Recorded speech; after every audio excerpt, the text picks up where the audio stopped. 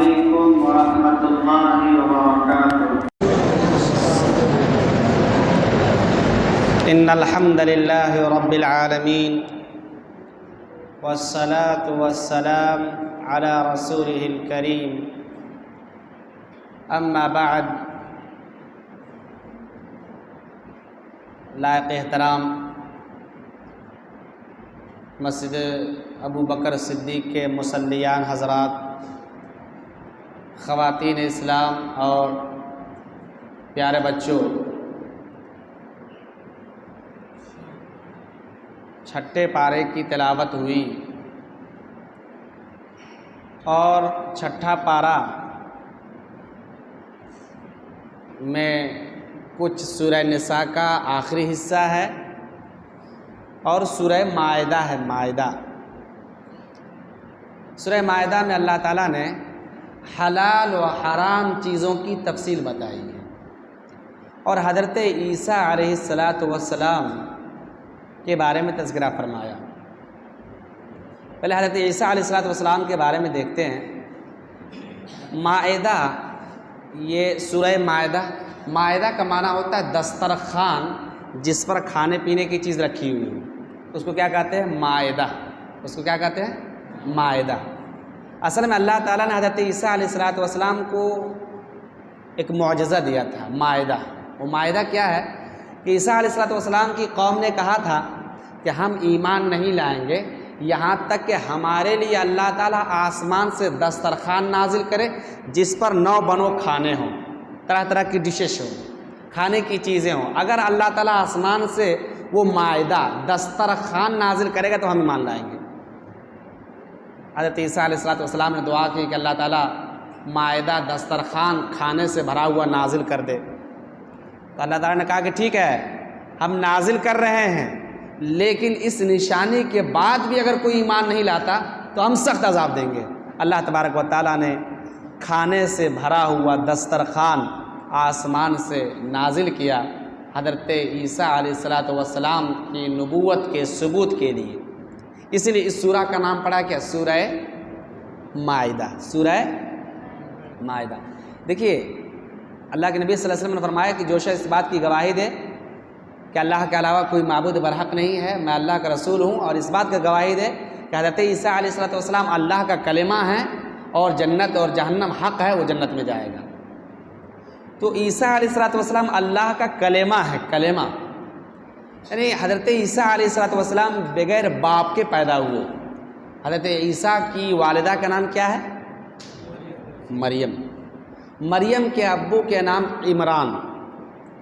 عمران کی بیوی یعنی مریم کی ماں نے یہ اللہ تعالیٰ سے نظر مانی کہ اللہ تعالیٰ جو کچھ بھی میرے یہاں پیدا ہوگا میں اللہ کے لیے وقف کر دوں گا اسے، وہ اللہ کی عبادت میں لگا رہے گا.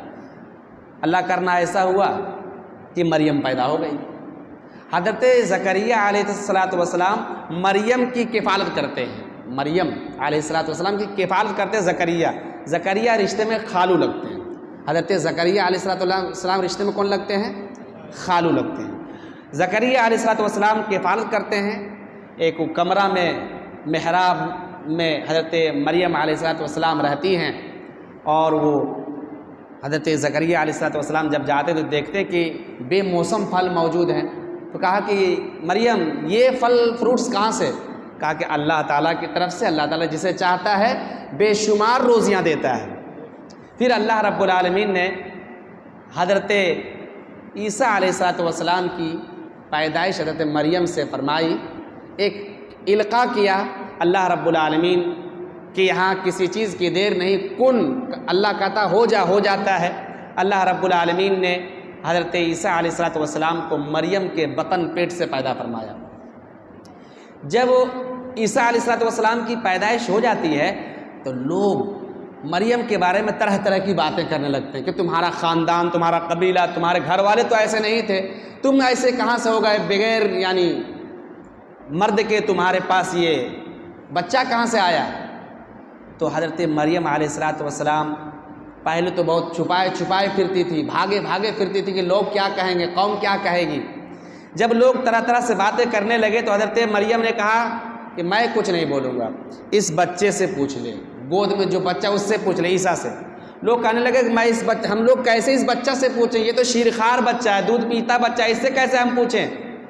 اسی اسنا میں حضرت عیسیٰ علیہ السلام کہا اٹھتے ہیں انی عبداللہ آتانی الکتاب وجعلنی نبیا وجعلنی مبارکا اینما کنت واوصانی بالصلاۃ والزکاۃ۔ حضرت عیسیٰ علیہ السلام مریم کی گود میں ہوتے اور کہا اٹھتے ہیں کہ لوگو میں اللہ کا بندہ ہوں، اللہ نے مجھے نبی بنایا ہے، اللہ نے مجھے کتاب دی ہے، میں بابرکت ہوں، اللہ تعالیٰ نے مجھے نماز اور روزے کی وصیت کی ہے۔ سب لوگ مان جاتے ہیں۔ یہ معجزہ حضرت موسیٰ علیہ السلام نے بچپن میں گفتگو کی تھی، اور پھر اللہ تعالیٰ نے حضرت عیسیٰ علیہ السلام کو اٹھا لیا ہے، دنیا میں ان کی وفات نہیں ہوئی ہے۔ قرب قیامت عیسیٰ علیہ السلام آئیں گے۔ پھر عیسیٰ علیہ السلام کو اللہ تعالیٰ نے کئی نشانیاں دی تھی۔ وہ پرندے نما کوئی چیز بناتے، پھونک مارتے، وہ اڑنے لگتا تھا، بیمار کوڑ مرض کو ٹھیک کر دیتا تھا، اور مردے کو زندہ کر دیتا تھا۔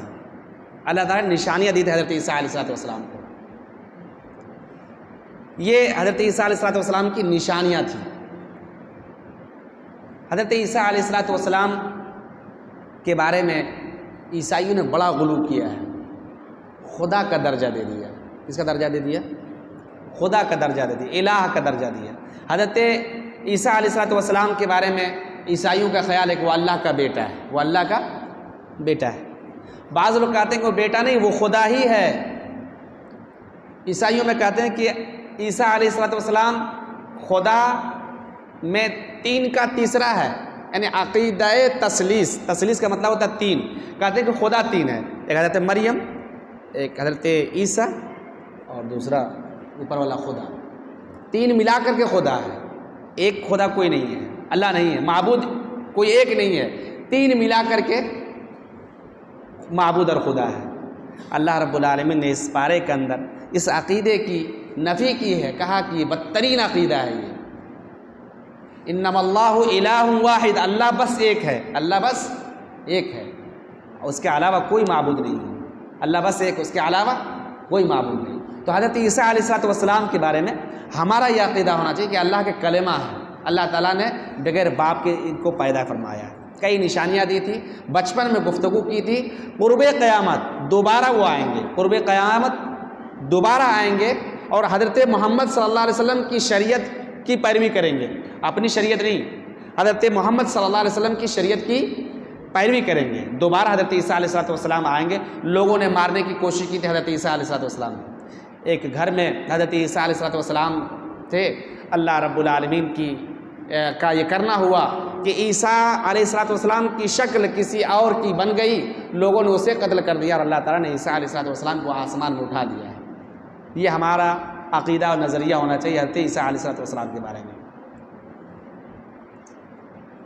اس کے بعد اس سورہ کے اندر، سورہ مائدہ، جیسا کہ ہم نے کہا، حلال و حرام کی چیزوں کی تفصیل بتائی گئی ہے، کون کون سی چیزیں حرام ہے، کون سی چیزیں کھانا حلال ہے، حرام ہے، یہ سب بتائی گئی تفصیلات۔ فرمایا گیا مردار حلال ہے۔ مردار میں دو مردار حلال ہیں۔ کون کون مردار حلال ہوتے ہیں؟ مچھلی ایک، دوسرا ٹڈی۔ دو خون حلال ہیں، کیا کیا؟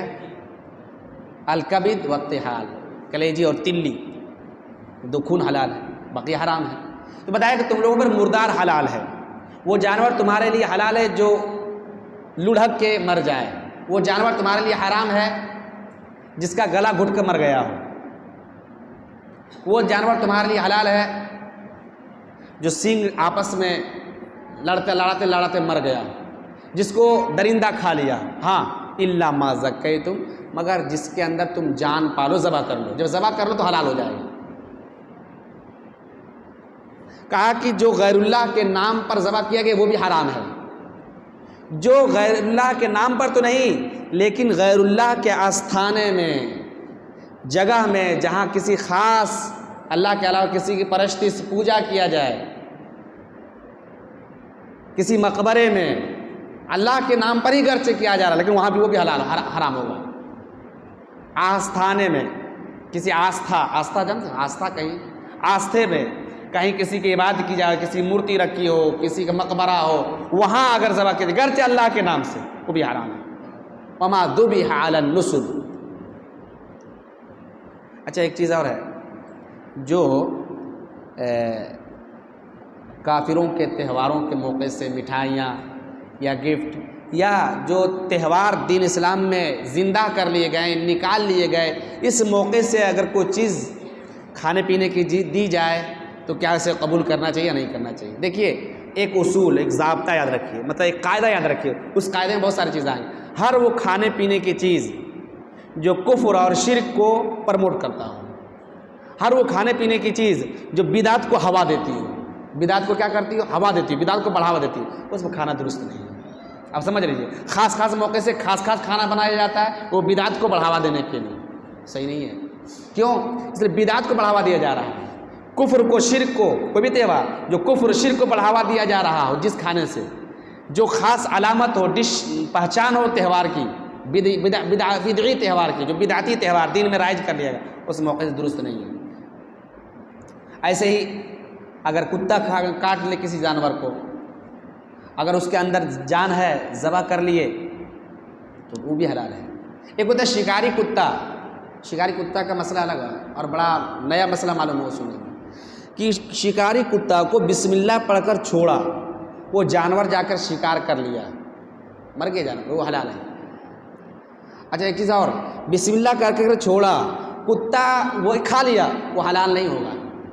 ہاں اگر سامنے لا کر کھائے وہ حلال ہوگا، اس لیے کہ فرما برداری کیا، کتا سکھایا ہوا۔ تو شکاری کتا کا ہمارے تو آج کل رواج نہیں ہے، یہ پہلے چلتا تھا شکاری کتا کا بسم اللہ پڑھ کر چھوڑا گیا تو جانور شکار کر کے لایا اور مار کے لایا تو حلال سمجھا جاتا تھا، لیکن آج کل ہمارے یہاں رواج نہیں ہے۔ بہرحال اللہ رب العالمین نے سورہ مائدہ میں حضرت عیسیٰ علیہ السلام کے بارے میں تذکرہ فرمایا اور کھانے پینے کی چیزوں کے بارے میں تذکرہ فرمایا، ساتھ ہی یہ بھی تذکرہ فرمایا کہ ایک انسان آپس میں ہمیشہ خیر اور بھلائی کے کاموں پر تعاون کرنا چاہیے، برائی کے کاموں پر نہیں، خیر اور بھلائی کے کاموں پر کیا کرنا چاہیے؟ تعاون، گرچہ غیر کی طرف سے ہو، گرچہ کس کی طرف سے ہو؟ غیر کی طرف سے ہو، غیر مسلم کی طرف سے ہو، ہماری حکومت کی طرف سے اچھائی ہے، اس میں ہمیں آگے رہنا چاہیے۔ اللہ کے نبی صلی اللہ علیہ وسلم کے زمانے میں نبی بننے سے پہلے ایک کمیٹی تھی، حلف الفضول، فضیلت والی قسم یا معاہدہ، اس میں اللہ کے نبی صلی اللہ علیہ وسلم شریک تھے۔ تو ہر وہ کام جو بھلائی اور خیر کے لیے ہے، بھلائی کے کاموں میں ہمیشہ تعاون کرنا چاہیے، ہاتھ بٹانا چاہیے، اب برائی کے کاموں میں ہاتھ نہیں بٹانا چاہیے، برائی کے کاموں میں ہاتھ نہیں بتانا چاہیے۔ اللہ رب العالمین سے دعا کرتا اللہ تعالیٰ ہم سب کو دین کی صحیح سمجھ عطا فرمائے، پھر اس کے مطابق عمل کرنے کی توفیق عطا فرمائے۔ اللہ رب العالمین جو رمضان مبارک میں جو ہم عبادتیں کر رہے ہیں، جو کمیاں رہ جا رہی ان کمیوں کو دور فرما، ہماری عبادتوں کو قبول فرما، تو اپنے خاص فضل و کرم سے ہم تمام لوگوں کو معاف فرما، ہم تمام لوگوں کو مرنے کے بعد جہنم سے آزادی دے کر جنت میں تو داخلہ نصیب عطا فرما۔ مولا کریم ہمارے والدین جو زندہ ہوں ان کی عمر میں برکت عطا فرما، جو وفات پا چکے ہیں اللہ تعالیٰ ان کی قبر میں روشنی عطا فرما۔ آمین وآخر الدعوانا الحمدللہ رب العالمین۔ السلام علیکم ورحمۃ اللہ وبرکاتہ۔